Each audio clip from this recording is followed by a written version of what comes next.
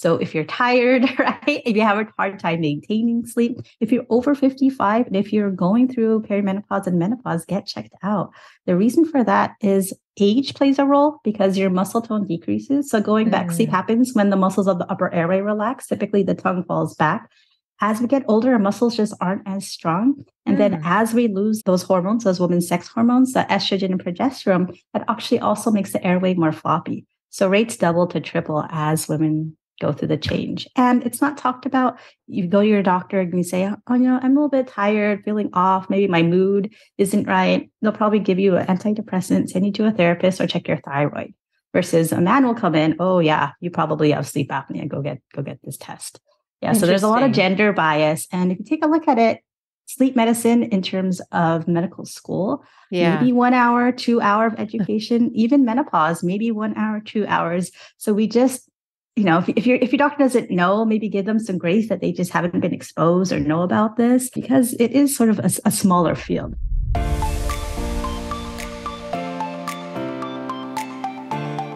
Welcome to the Good Life Coach podcast. I am your host, Michelle Lamoureux.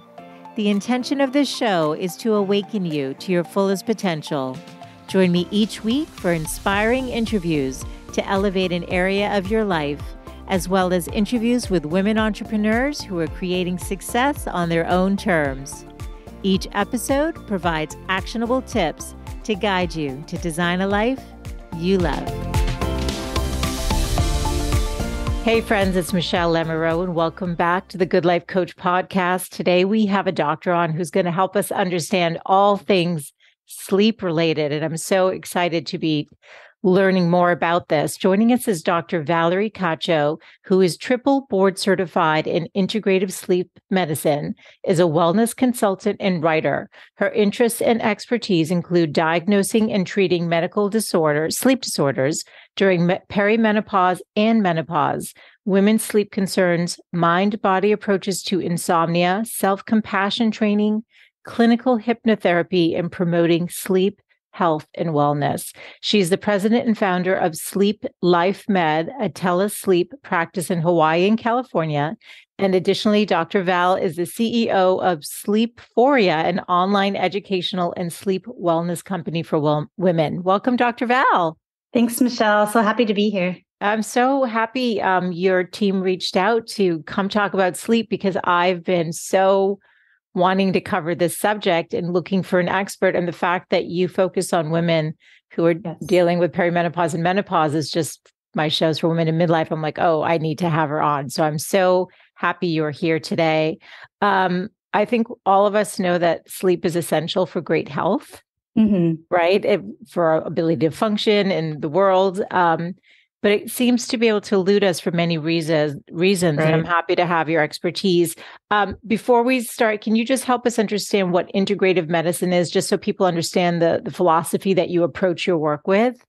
Yeah, no, that's fantastic. So I did the program through the University of Arizona through Dr. Andrew Weil, who's sort of considered the father of integrative medicine. And what integrative medicine really, in short, is as we think of all the things that we didn't learn in medical school that can help someone heal. So you take whole system processes like Ayurvedic medicine, functional medicine, Chinese herbal medicine, energy medicine, and you sort of combine that with our Western knowledge, and it just really expands your toolbox. So there's other ways that we can help our patients heal. And it's just been really awesome. Yeah. That's amazing. So that was an extra level, because what does it mean that you're triple board certified? I always wondered what that means. So in the US, we have these board exams, and it's just a requirement to be certified to work in certain hospitals. So my initial training was internal medicine, which is basically, general practitioner. And then I did a sleep medicine fellowship. And then I did an integrative medicine fellowship. So after each training program, you sit for a board exam, and it's a pretty long day. And if you pass these really hard questions, you get a certificate that says you're board certified. So it's just like that little stamp of approval that you really know your information. Yeah, that's great. And also the fact that you were trained in internal medicine too probably helps give you another lens to maybe address people's issues with? Yeah, definitely. Having that background of general medicine is really helpful. And, a lot of internal medicine doctors also work in the hospital. So I've sort of worked in the hospital, I've worked in the clinic, I've done telemedicine online. So I've sort of seen the gamut of different aspects of a person's health, from just coughs and colds to ICU type, heart stopping, running a code type care. Wow. Okay. I think it would be helpful to understand the stages of sleep. I don't know if you're a fan of devices. So I wear the Aura Ring. I'm going to be curious if you think these are valuable or not, but take us through the different stages, because I know this will tell me my REM and deep. Yeah. Oh, I love talking about sleep stages. Sleep stages, sleep architectures, as we call it. So there's 4 stages. Yeah. Stage 1, this is the stage of sleep that, maybe at the end of the day, you're sitting on the couch, maybe you're lying down in a recliner. And if you have your phone in your hand, it falls down on your face. What happens? That's the stage 1 I'll have. Your brainwaves slow down. Your muscles start to relax and you just don't have muscle tone.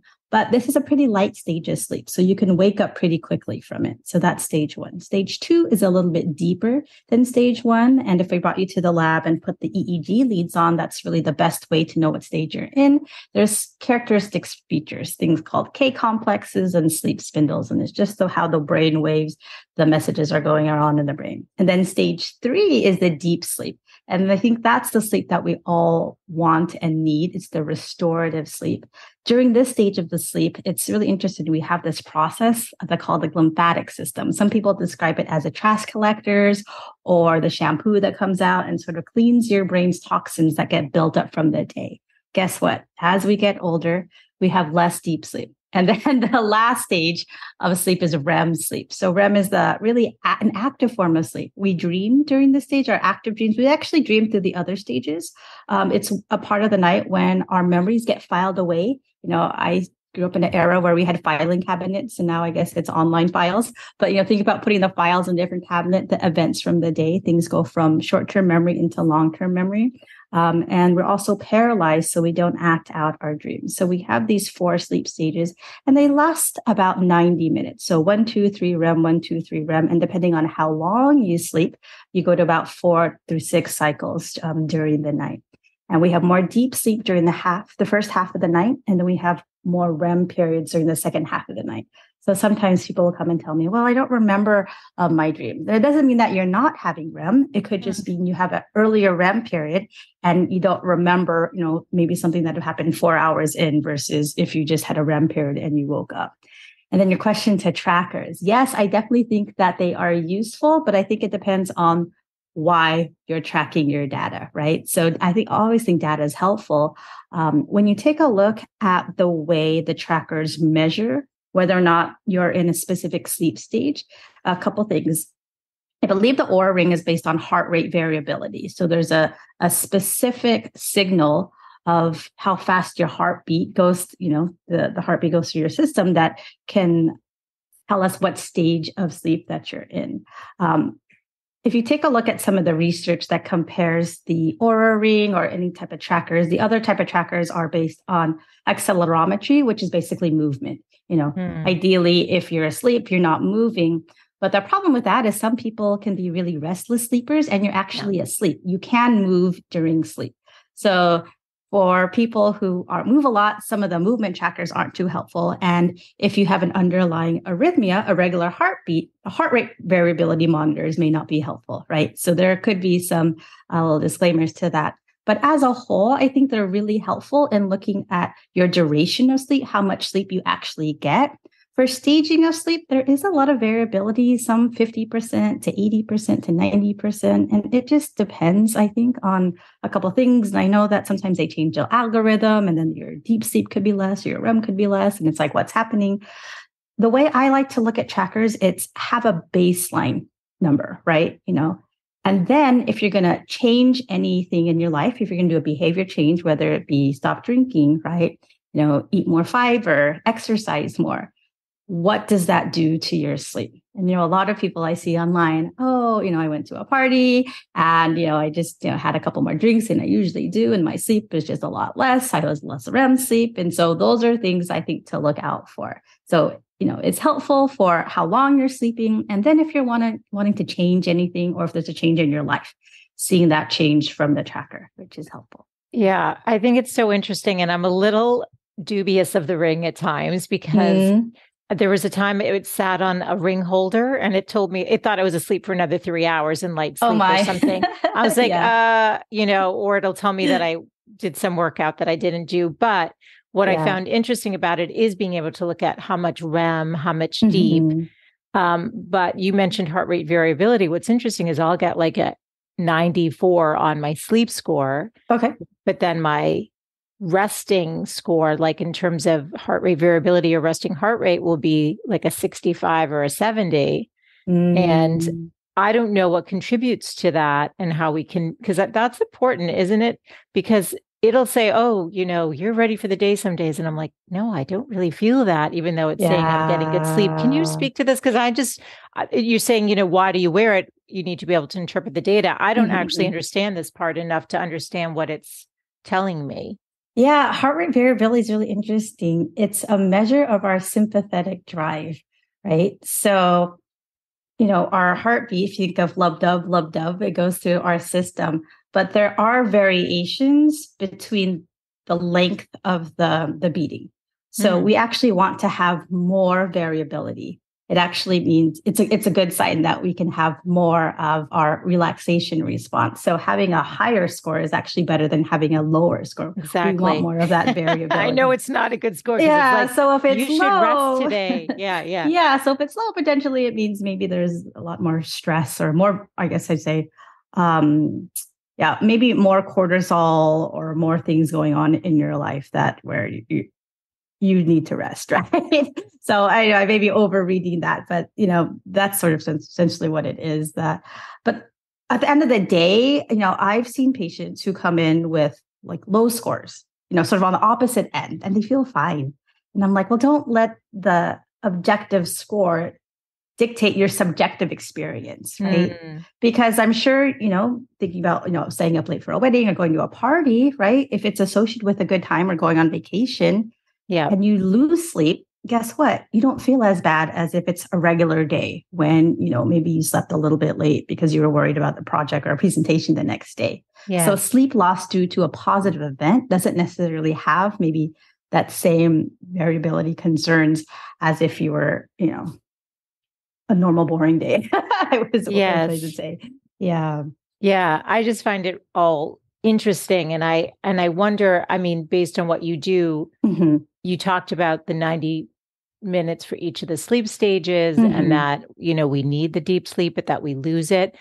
Ideally, women in midlife, what are you hoping that we're getting in terms of deep? Like, what's an ideal amount if there is such a thing? And same with REM. It sounds like each stage is important. It obviously serves a purpose. That's our body's designed to do this. So it serves a purpose. But what's your take on the ideal if there's such a thing? It's about 20% for each, right? So if you take a look at the breakdown, if someone came to the lab, actually a lot of the night is light sleep, about 50%. Oh, wow. And then, about 50% of stage 2, maybe 5 to 10 of stage 1, and the rest REM and deep sleep. Yeah. But it's cyclical. Excuse me. Yeah. Have you wired yourself? I've done home tests. I've actually haven't done an in-lab test, but it was interesting. After I gave birth to my daughter about 5 years ago, a year later, I was so tired.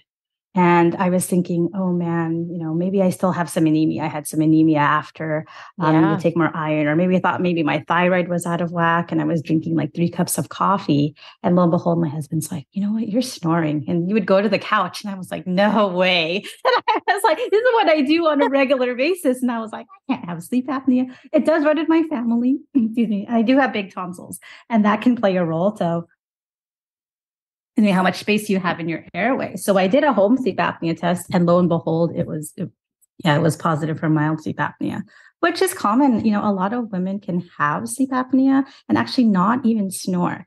So Yeah, and that's one of the things that I definitely like to talk about in terms of sleep medicine, because 90%, some of the research shows, of obstructive sleep apnea is undiagnosed in women, right?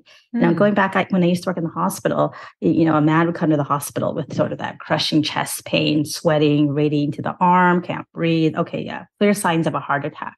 I've had a couple of women who just came in feeling a little bit dizzy, lightheaded, maybe nauseous.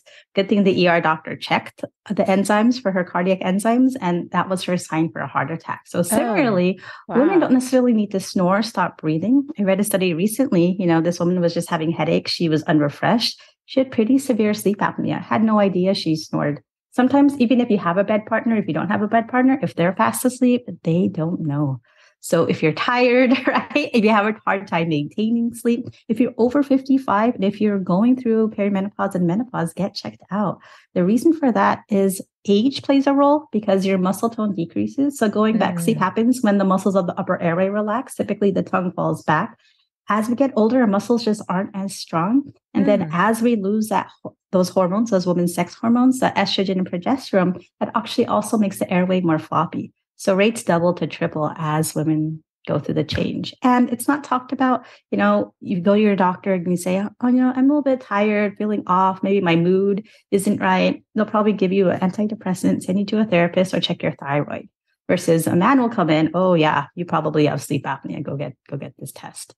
Yeah. So there's a lot of Interesting. gender bias. And if you take a look at it, sleep medicine in terms of medical school, Yeah. maybe 1 hour, 2 hour of education, even menopause, maybe 1 hour, 2 hours. So we just, if your doctor doesn't know, maybe give them some grace that they just haven't been exposed or know about this, because it is sort of a smaller field, but it's so necessary, right? If you're tired, you can't eat well, you can't exercise, you can't run your meeting, you can't run your business when your brain is foggy, or you can. I'm sure it just makes it a lot harder. So getting better sleep is so key to a lot of our essential functions. Wow. So there's been a consistent theme with every different kind Mhm. of doctor that's come on the show that's talked Yeah. about how women aren't studied Mm, as much and that they're yeah. not treated the same because there's not enough Yeah. information or doctors sort of overlook it. So I appreciate that you highlighted Mhm. that. But let's break down sleep apnea for people who aren't Sure. really familiar. So it sounds like because I was going to ask you about Oh, okay. snoring and Yeah. whether is that something that starts developing more in midlife. So you said that in Mhm. fact is the case in terms of our muscles or whatever, right? And Yeah. so explain what it is, and then is it a symptom of something more serious? Because you mentioned heart attack. So just help us understand so Yeah. people don't worry if they're like, oh gosh, I've been snoring for the last year. My partner's telling Yeah, me. definitely. And Yeah. it depends, right? So if you take a look at the spectrum of how open your airway is, Yeah. snoring is partial collapse. So snoring is like Mm. whistling. And guess what? Sort of what we see in women in the literature is that you can snore. And I think because women's brains are just so active, we're a lot smarter. And then one dentist asked me, maybe it's because women are more anxious. And I was like, I like the way I explain it better Me because too. our brains will wake up before it completely collapses. Oh, interesting. So when you take a look at comparative sleep studies for women versus men, we Yeah. have milder cases, but we can be just as tired because our brain's like, nope, you got to stay open. So your muscles narrow. And if it collapses by 90%, that's considered an apnea. And if it Okay. collapses by 30%, that's considered a hypopnea. So what we look for during a sleep study is if you have at least 5 apneas plus hypopneas per hour. So snoring can be a nuisance to a bed partner. If you snore and you're tired because your brain's constantly waking up, it's still worthwhile to get a sleep study. You may not necessarily be at a higher risk for a heart attack or stroke if your sleep apnea is mild, but you don't know until you actually do the test. So if you already have things like high blood pressure, if you've had a heart attack or stroke, certainly those are high risk patients, definitely would like to rule it out. However, if you have mild sleep apnea, the reason to treat someone is because it can improve the quality of your life, right? If you can Yeah. get better quality sleep because your brain's not waking up, right? Yeah, it's really Okay. important. And headaches is a big thing for women too. Yeah, Is it waking up related? with headaches. Yeah. So the reason for that is sometimes if your airways collapse, right, you have a hard time getting in oxygen and then Yep. expelling carbon dioxide. So when Oh, you don't have that proper gas exchange, you can wake up with a headache. But also short sleep or disrupted sleep can lead to headaches. Yeah, so it's okay. sort of a dual factor there. There's the layers, but how is it Yeah. connected to heart disease? Yeah, sorry, I didn't explain that well. No, just So because I just want to understand because this is so interesting. Yeah. yeah, so your heart needs oxygen, right? Oh, And yeah. so at night when you sleep, if your tongue is falling back and that's Yeah. blocking the flow of air, Yeah. you can have lower levels of oxygen. Typically the oxygenation in our blood should be 92 or above. I've seen Okay. some folks hold their breath for over a minute and their oxygen drops down to the 60s and 70s. While they're So sleeping? so if that keeps happening and happening, and I'm like, you'd be a great underwater diver, but right, they don't know necessarily unless they do a sleep study. So yeah, that can play a role, but also the stress of not breathing well and not sleeping. So it's multiple layers. Not having enough oxygen, disrupted sleep can lead to more things like cortisol, adrenaline going up, and that puts more pressure on the heart. And then not sleeping long enough. So if you're sleeping actually less than 6 hours, that can lead to higher rates of high blood pressure, and that's putting more strain on your heart. So a combination of factors can lead to heart attacks. And how is it treated? Oh, sorry. Go ahead, please. Yeah, I was going to say, which is, a leading cause of death for women in the United States. So sleep is so important, right? It's one of those factors. It's the critical. I feel like once you get your sleep aligned, like that should always be the first step in any health regimen you're trying to put into place. Like nail down your sleep, start at night, and then you're going thumbs up. So well, I'm a sleep doctor, so I'm super biased. I'm always like, start with sleep. It makes sense. Seems like with the diet, foundation, exercise. Yeah. Right? You're going to be so tired if you can't sleep. Exercise, because if you sleep well, then you're going to feel more energized in the morning to not like be craving sweet foods or definitely more like you have the energy to work out. How do you treat sleep apnea? What is so the best treatment option is actually something called a continuous positive airway pressure machine. Okay. So the way I like to describe it is, I'm sure you've seen these waving arm balloons by the side of the road, usually by car dealerships or, mattress stores. They have them. Yeah. If you think of your throat like a balloon that collapses when there's no pressure. Yeah. Actually, all we do is give you a mask on your face, connect to a hose, connect to a fancy air compressor known as a CPAP machine, and it just blows air in. A lot of people think that, this mask is going to be really big, sort of like the Darth Vader type mask. They have pretty small masks that just sit underneath your nose, right? You just need to blow air in. So that's probably the best treatment option. I've had people who stop breathing over 100 times an hour, which is pretty severe. I'd say most people are in more of the mild to moderate range. Yeah. But with this machine, it's just the amount of how much pressure we need to keep the airway open. Yeah. Wow. So that's one. Sometimes people can just get away with moving their body. What do I mean by that? So positional therapy, avoiding sleeping on your back or getting a bed where it actually raises your torso, because gravity's pull on your tongue is stronger when you're flat on your back. So sleeping on your side can help, and sleeping a little bit propped up can help. There's also mouth guards. There are certain dentists who specialize in sleep apnea or airway. And some of the mouth guards, what they can do is actually move the jaw forward just a couple millimeters, and that gives you more space in the back of your throat. Sometimes people have surgery if they have big tonsils, crooked nose, issues with allergies. Believe it or not, some people have the back of their tongue removed, and that helps open up the space. It's a little bit gruesome. And there's even an implant called Inspire, where a surgeon will put a wire to the nerve to the tongue. So when your tongue falls back, it gives you a zap. Yeah. Okay. So there's a lot of different options. Yeah. Okay. This is so interesting. And I know you treat adults, but I'm just curious now, because a lot of the women listening might have teens and stuff. They're wearing the braces. I know my daughter's orthodontist is big on making sure the airways are open and whatever. Oh, that's so smart. Yeah. Yeah. I mean, I don't know specifically what he does, like one of those panoramic to look at how much airflow is going. But, with allergies and stuff like you mentioned, I mean, I think whether you're an adult or a child, you can have that stuffy nose. Does that impact it too? Like treating, like if the nasal cavities are congested? Yeah, that could certainly decrease the air flowing to your body. So if someone's sick or if they have bad allergies, I typically don't recommend them to have a study until they feel better. Yeah. So yes, it can play a role, But more oftentimes than not, I would say it's more of the back of the tongue or the Got soft it. palate It's that the closes. space. Is it a space issue? Yeah, And it's a then as we space age, issue. it's a strength issue with the muscles. Exactly. Just So seeing if if you, I understand you. Yeah. yeah, just imagine like the room that you're in. Now it's half the size. And so one way you can actually look at this, a woman can do an exam at home is just in the bathroom, just open up your mouth. And if you can Yeah. see the back of the throat, that means your space is pretty big. But if you Oh, open up your mouth and all you see is your tongue, you probably have a pretty small airway. Yeah. ah, And so, yeah, space. And then as we get older, the walls aren't as strong. And so they can collapse. got it. Okay. This is interesting. Mhm. Did you read James Nestor's book, Breath, The New Science of a Lost I've Art? heard of it. I actually have it on my Okay. Audible. I haven't listened to Okay. it, but I've He heard him came on on. podcasts. Oh, you Yeah, did? Oh, he good. was a guest on my Yeah. show. I found his book interesting and he just talked about the Mhm. importance of nasal breathing. And Yeah. I'll let you'll find it interesting based on what Yeah, it you is do, but he like interesting. stuffed up his nose to for Mm. like 8 days Oh. to do a study. I think he was under the guidance of a doctor Oh, who okay. was That's good. monitoring him. Oh Yeah. yeah, no, but he was just talking about the importance of nasal breathing. Are you a Mhm. fan of mouth tape or not? Because if you're struggling, is that like a problem or is that actually beneficial? Yeah.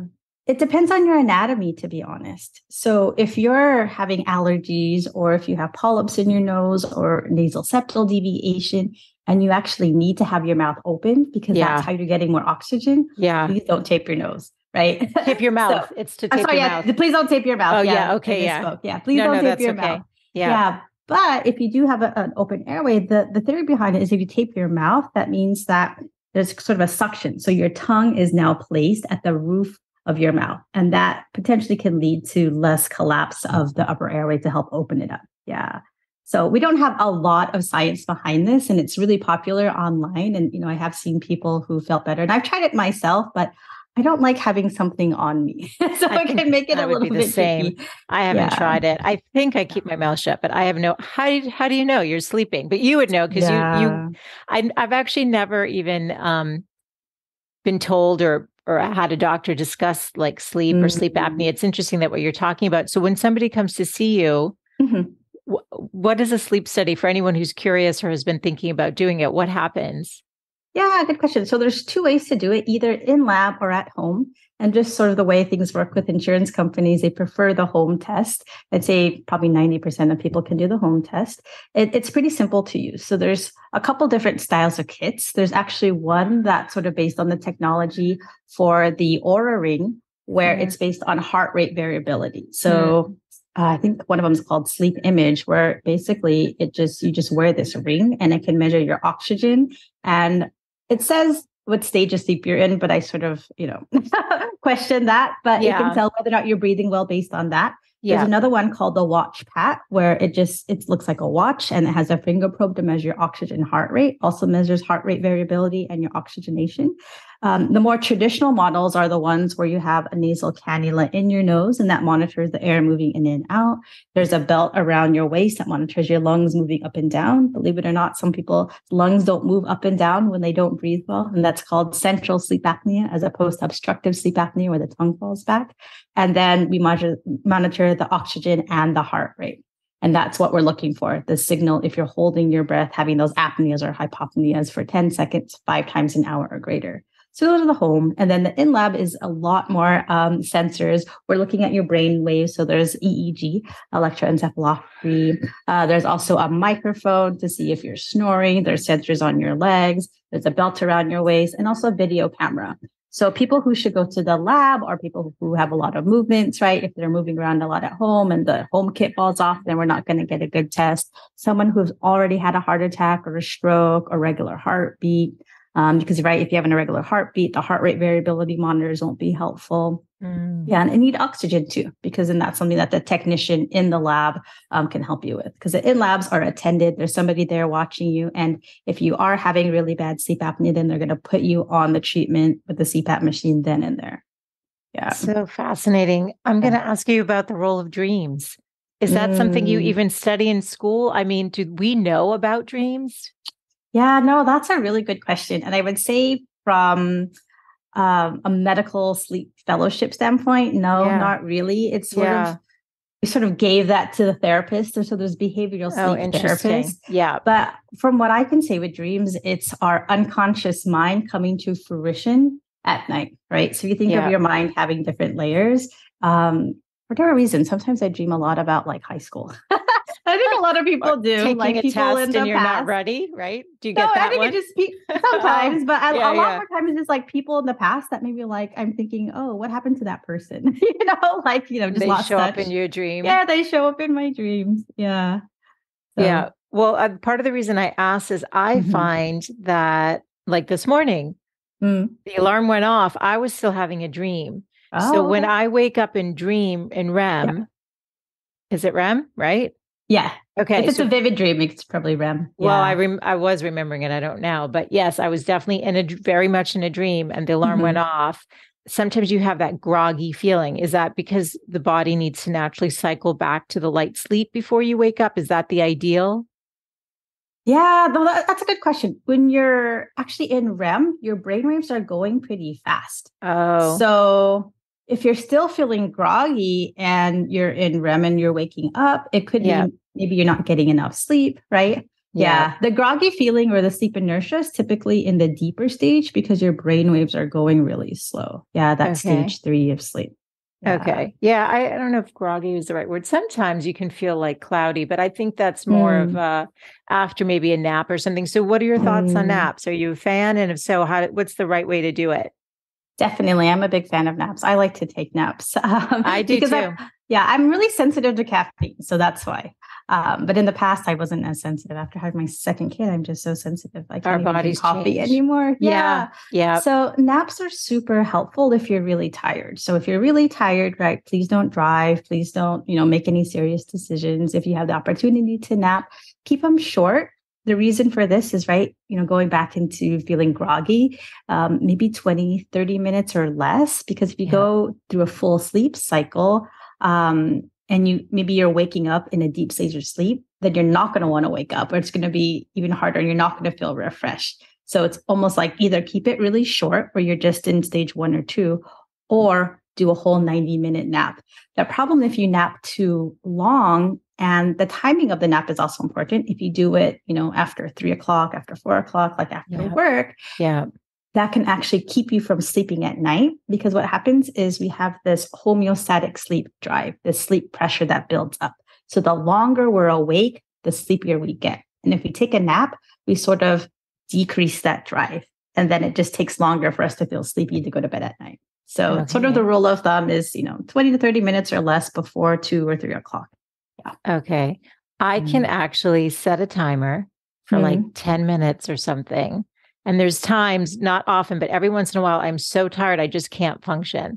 And it could Mm. even be 4 o'clock in the afternoon. And I'll set a Right. timer for 10 minutes and I could literally fall asleep sitting up in a chair, which Wow, is that's a kind of skill. yeah, Yeah. but maybe that just means I'm too tired. I have no idea why it would Yeah. be. But I'll wake up feeling fantastic. Yeah. But sometimes I swear I go into REM though. Does that Mhm. make no sense? No, I it go does. deep, or maybe I'm in deep. Like yes, I've had Yeah. dreams. I have had dreams in those 20 minutes sleep stages. Yeah. So if you're going into REM during a napping period, it could mean that you may not be getting enough sleep at night, and you're trying to build up pay off your REM debt. Yeah. It used to happen to Interesting. me a lot when I used to work like night shift in the hospital. I'd work overnight if it was really busy and I couldn't nap in the hospital.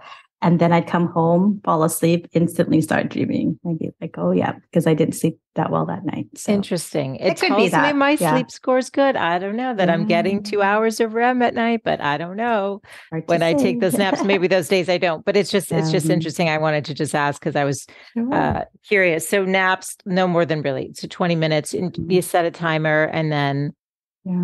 uh, you should feel refreshed. I generally Yeah, I do. think so. And yeah, it's good that you can take a short nap, because sometimes a lot of people say, I wish I could take a nap because if I'm tired, but when I do, it's like an hour and then it just ruins their sleep. But I I definitely feel recommend bad. Yeah. naps over caffeine because, instead of drinking caffeine late in the afternoon, because Yeah. sometimes the caffeine, 4 to 6 hours is when it's supposed to be half of it's out of your system. But for some Yeah. people, it takes 24 hours. Yeah. And they don't Okay. maybe realize how much the caffeine is disrupting their sleep at night. Matthew Walker's book, Why We Sleep. Yeah. I've read it. I've watched him. I Hmm. found it interesting. He talks about Yeah. chronotypes. So Hmm. Hmm. do those change as we age? Because you know how they say Yeah. like, and in relation to that too, like I think of they say older people need less sleep. Is that true? And is there like a sweet spot? I know that's sort of a layered question, but Yeah, no. So chronotypes, when you think of chronotypes, you think of morning larks or night night owls. owls. Yeah. Yeah. So, I would say I think it's about 25% of the population are night owls. Typically, you see this as kids go through puberty. There is certainly a genetic component to it as well. So, if you're a night owl, if you're taking the later classes for college, and, in college, you can pick your schedule. So it's not an issue. And then typically what I see in my practice is now that they're in their regular job and they can no longer sleep at 2 o'clock or 3 o'clock because they got to get up at 6 to get ready for work. And they've Yes. tried Ambien, they've tried melatonin, and it's not helping. The medical term is actually called delayed sleep phase syndrome. And melatonin actually may or may not help or, may or may not work depending on the type that they get, because melatonin in the US, it's not a prescription medication. In some countries it is. So it's Oh, actually really wow. adulterated. Yeah. Oh, And I'm sort of fortunate, I guess my patients, they live in either Hawaii or California where there's access to a lot of natural sunlight. So, you've heard a lot as of it's getting sunlight in the beaming on my morning. face, you're seeing that happening. It Yeah. keeps shifting. Yeah. No, it's Yeah. really helpful to reset your clock the next day. So the more sunlight you get can actually turn your clock to help you fall asleep earlier. So people who work in offices and they're night owls, what I recommend is get a light box, at least 10,000 lux, sit it at your desk for at least half an hour, even up to 2 hours. And that can help you feel sleepy earlier. And that's a treatment for delayed sleep phase. As we get older, elderly people sometimes have more of an advanced sleep phase. Instead of feeling sleepy around 9 or 10, right? They're going to sleep after dinner and they have an early dinner. So they're going to sleep around 7 or 8, using light in the evening to push them, right? Because light in the evening time delays the release of melatonin. And so Light, they a want to light sleep later. box. They would use a A light light box. box. Yeah, a light box. Or go for an evening walk. But yeah. But also, if you're retired and you're going to bed at 7 or 8, if that doesn't bother you, then do you really need to change? Let's talk about women in perimenopause, menopause. Yes. What's happening to their sleep? Because we know about the hot flashes and Yes. needing to go to the bathroom in the middle of the night, all the different changes that are happening because of the Yeah. declining estrogen and the different things happening in our body. So, what are you seeing in your practice? Because I know you specialize in this. Yeah, so 40 to 60% of women in and around perimenopause and menopause have difficulty with their sleep. Okay. The reasons for that vary. So women overall have higher rates of anxiety and depression. And there's a bidirectional relationship between our mood and our ability to sleep. So that's one. Sleep happens when we talk about sleep stages. Sleep happens when our brain waves slow down. So if you have a hyper aroused state because of anxiety now from fluctuating hormones, that can lead to disrupted sleep. If you have a hard time staying asleep, right, from waking up to go to the bathroom, certainly that can be estrogen related changes to your urethra. It's just the walls aren't as strong, so maybe having to go more. But actually, undiagnosed obstructive sleep apnea is also associated with having to wake up more. I love explaining this. So if you think of your throat like a pipe, right? What happens when there's a narrowing in your pipe? Downstream, there's more pressure. So how do you relieve that pressure?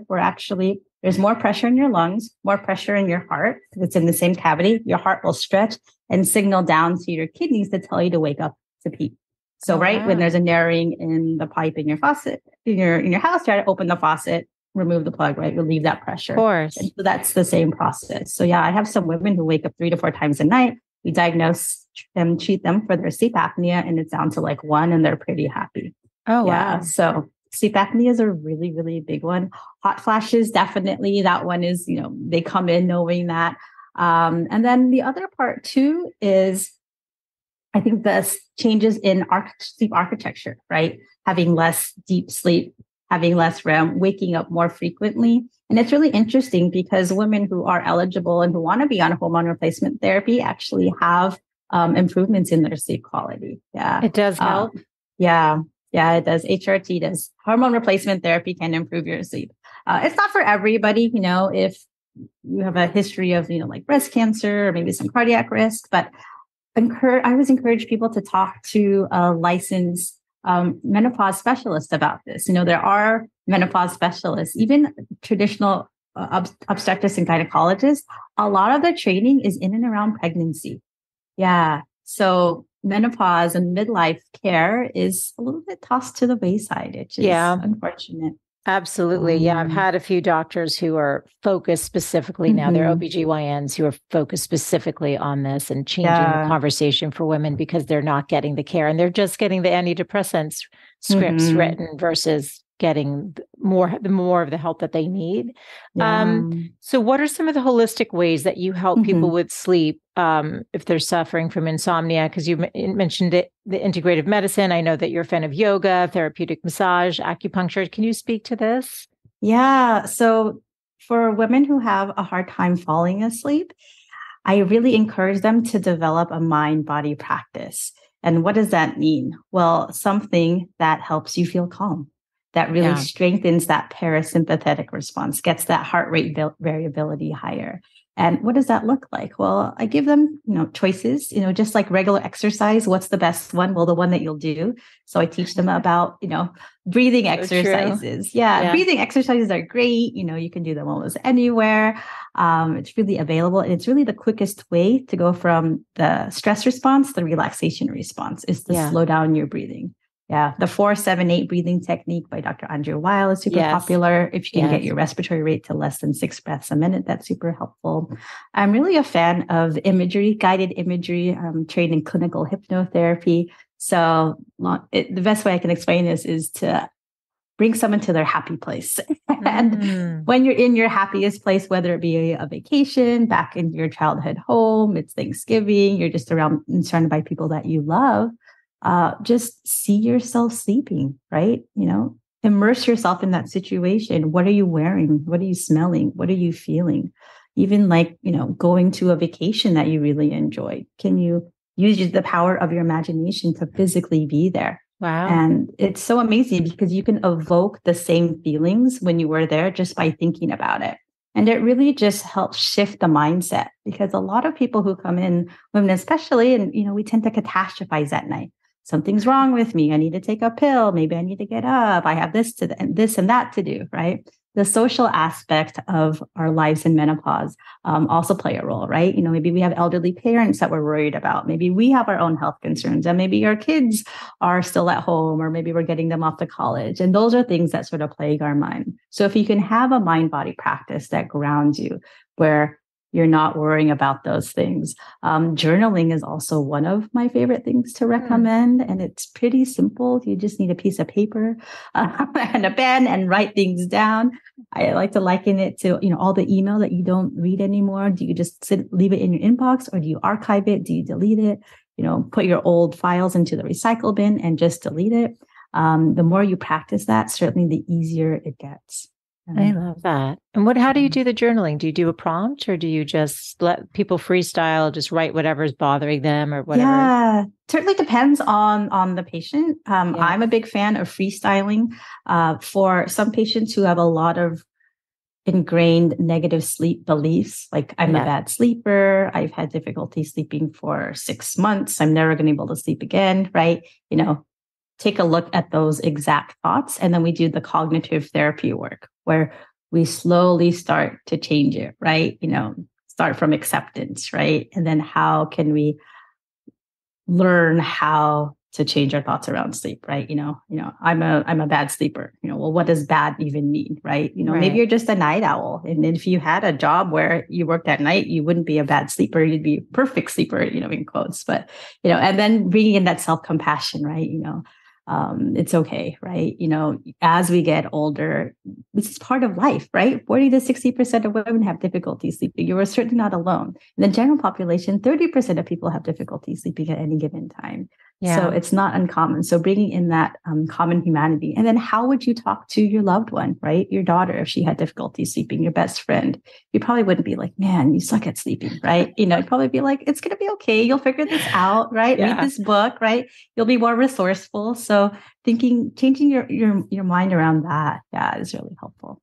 I love this. I could keep you here all day, but I will not. I just think it's fascinating because sleep is so important. We all, definitely. But I'm glad you do.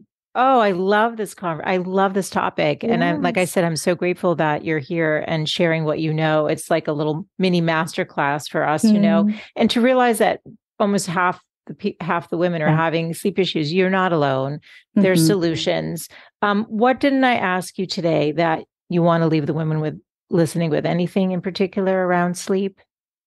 Yeah, I think just going back to if you aren't getting the recommended 7 to 9, there's so of hours of sleep at night because there's so much information out there of if you don't sleep, this is going to happen. You're going to have a heart attack. If you don't sleep, you're going to develop dementia. And it's almost like I feel like we're being chastised.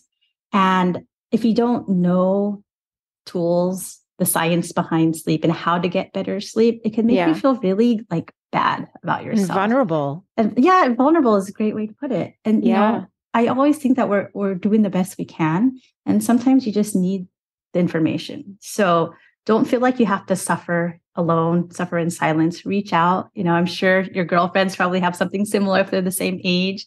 Talk to your doctor. If you are having difficulty with insomnia, there's the American Society of Behavioral Sleep Medicine. And there's a directory out there where you can find actually a sleep therapist. You can look up the American Academy of Sleep Medicine and find a medical sleep doctor.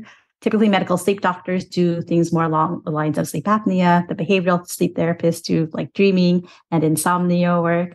Talk to people around you because I'm sure what you're going through is not alone. And there's a lot of resources. There's a lot of people that want to help. So, and if people wanted to reach out to you, do you only practice in California and Hawaii? And I know you also have a freebie. So tell us how we can connect with you or how we can keep learning from you. Thanks, Michelle. Yeah, so I do only practice my integrative sleep practice for people who live in Hawaii or California, and that's sleeplifemed.com. And then I created a freebie that's all about exhaustion. So women who are chronically exhausted, right, don't feel like this is just part of life. I was talking to someone recently, and it's like, there are some women who know they have a sleep issue and some people who don't know. And you need to talk to both of them because the people who don't know think that it's just normal to be tired. And so those people who think it's normal to be tired, please check out my exhaustion checklist, which I'll send a link to Michelle because it breaks down, beyond sleep.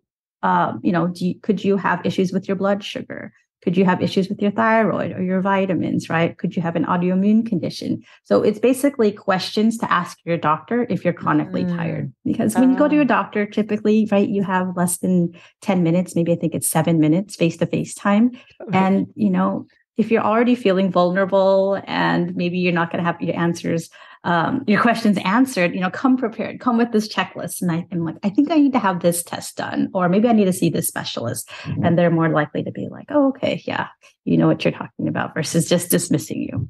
Oh, thank you for creating that. All of the show notes for today will be over at thegoodlifecoach.com. So anyone listening, you can head over there and you can grab that checklist. And I think if you are so tired, your brain's not working as well too. And having those good conversations in a 7-minute time frame is probably really challenging anyway. So that's so definitely nice that you made that. And access to Dr. Val's website and social, wherever you like to hang out. I'll make sure to link all of that over there. And I want to encourage everyone to share this with all your friends in midlife. Sleep affects 50% of the women, and we all need good sleep. So even if you feel like you're sleeping well, I learned so much. I know everyone here is going to be learning so much. So please share this as broadly as you can.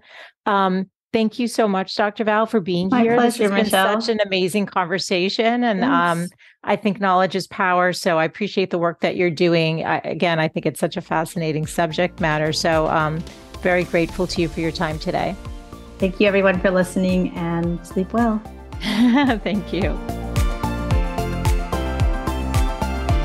Thanks so much for tuning in today. I hope you gained some new information or inspiration for your life. That the essence of this show is to really wake up to what's possible for you, to reclaim your beautiful voice, and to really learn to love and prioritize yourself. So if you gained any value from any of the conversations you've tuned into, make sure to subscribe on your favorite podcast player. You can do that right now on your phone. And please do consider leaving a rating and review if you have yet to do so on Apple Podcasts. It's actually how more women can find the show, and I really want to grow a community of women who are loving themselves and living full on. So thank you as always for tuning in, and I look forward to reconnecting with you next Wednesday. Bye for now.